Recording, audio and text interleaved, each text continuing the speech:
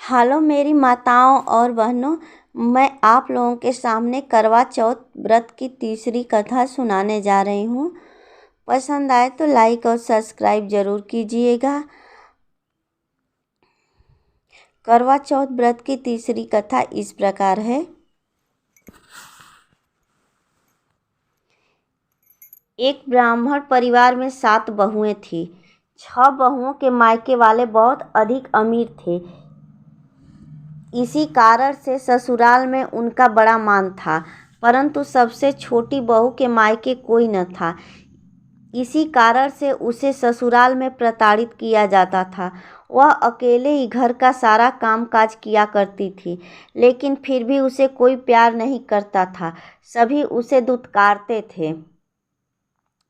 तीज त्योहारों पर भी उसके मायके से कोई नहीं आता था, इसीलिए ससुराल के लोग उसे प्रताड़ित करते थे और इससे वह बहुत दुखी होती थी। इसी प्रकार से उसके दिन कटते थे। एक दिन करवा चौथ का त्योहार आया।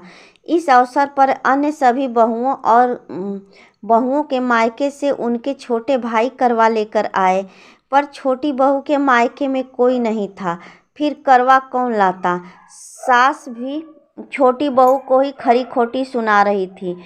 इससे वह दुखी होकर घर से निकल पड़ी और जंगल के रास्ते में जाकर रोने लगी। वहीं पर एक नाग अपने बिल में रहता था। वह बहुत देर तक उसका रोना सुनता रहा। अंत में वह बिल से निकला और उससे पूछा, बेटी क्या बात है, तुम क्यों रो रही हो? छोटी बहू बोली, आज करवा चौथ का त्योहार है। इस त्योहार पर सभी भाई अपनी बहन के लिए करवा लेकर आते हैं, लेकिन मेरा तो कोई भाई ही नहीं है। यदि मेरा भी कोई भाई होता तो आज जरूर करवा लेकर आता। नाग को उस पर दया आ गई। नाग ने कहा, बेटी तुम अपने घर जाओ, मैं अभी करवा लेकर आता हूँ। इतना सुनकर छोटी बहू अपने घर आ गई। थोड़ी देर में नाग भी मनुष्य का रूप धारण करके उसके घर पहुंचा। उसने सास से कहा, हे माता जी, मैं इस छोटी बहू का दूर का भाई हूँ। मैं बहुत वर्षों बाद वापस आया हूँ, इसीलिए अब अपनी बहन से मिलने आया हूँ। इतना कहकर उसने छोटी बहू को करवा दिया और उसके सास ससुर तथा अन्य लोगों को अनेक प्रकार के उपहार भी दिए। इतना अधिक सामान देखकर सभी लोग चकित रह गए। सास भी अत्यंत प्रसन्न हो गई। जब नाग ने सास से कहा, हे माताजी, मैं अपनी बहन को कुछ दिन के लिए अपने घर ले जाना चाहता हूँ, तब सास ने प्रसन्न मन से छोटी बहू को उसके साथ भेज दिया। वास्तव में वह नाग सभी नागों का राजा था। वह छोटी बहू को अपने महल में ले आया और उसने सारा महल दिखाकर बोला, हे बहन, तुम जितने दिन चाहो उतने दिन आराम से रहो, मन चाहा खाओ, मन चाहा पहनो, पर एक बात याद रखना, सामने रखी नाद का ढक्कन मत खोलना। छोटी बहू उस महल में आराम से रहने लगी, लेकिन नाद के बारे में जानने के लिए उसकी उत्सुकता बढ़ती गई।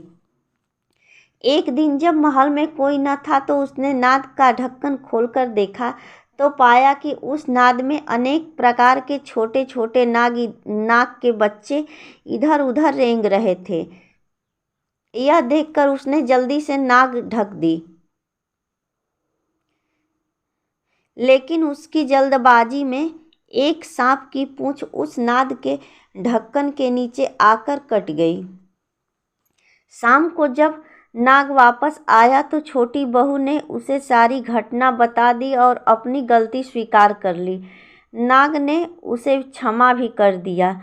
जब छोटी बहू ससुराल जाने की इच्छा की तो नाग राजा ने उसे धन रत्न आदि देकर विदा किया।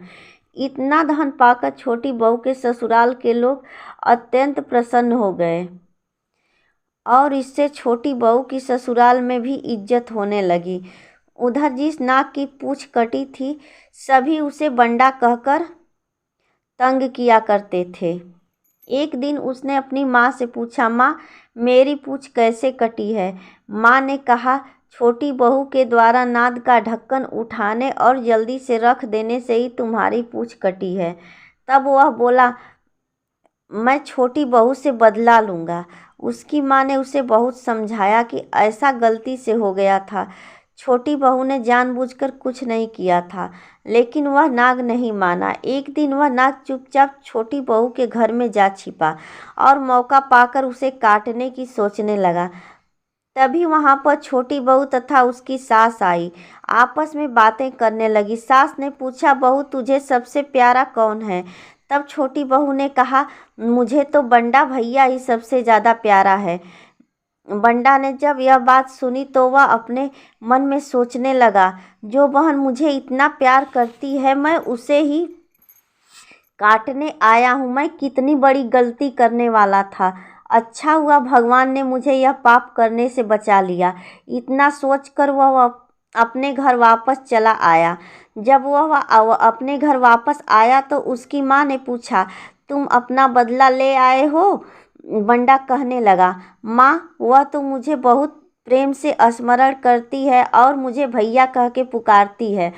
इस प्रकार से तो मैं उसका भाई हुआ और वह मेरी बहन हुई। अपनी बहन से कोई बदला थोड़े ही लिया जाता है। इस प्रकार से वह बंडा नाग और छोटी बहू भाई बहन बन गए। तभी से बंडा भाई प्रत्येक वर्ष करवा चौथ के दिन अपनी बहन के लिए करवा लेकर जाता। बहन भी प्रसन्नता पूर्वक करवा चौथ का व्रत करती। इस प्रकार के व्रत के प्रभाव स्वरूप छोटी बहू को अपनी ससुराल में मान सम्मान मिलने लगा और सभी सुख प्राप्त हुए। हे करवा माता, आपने जिस प्रकार छोटी बहू को उत्तम फल प्रदान किए, उसी प्रकार हमें भी उत्तम फल प्रदान करना। करवा चौथ माता की जय।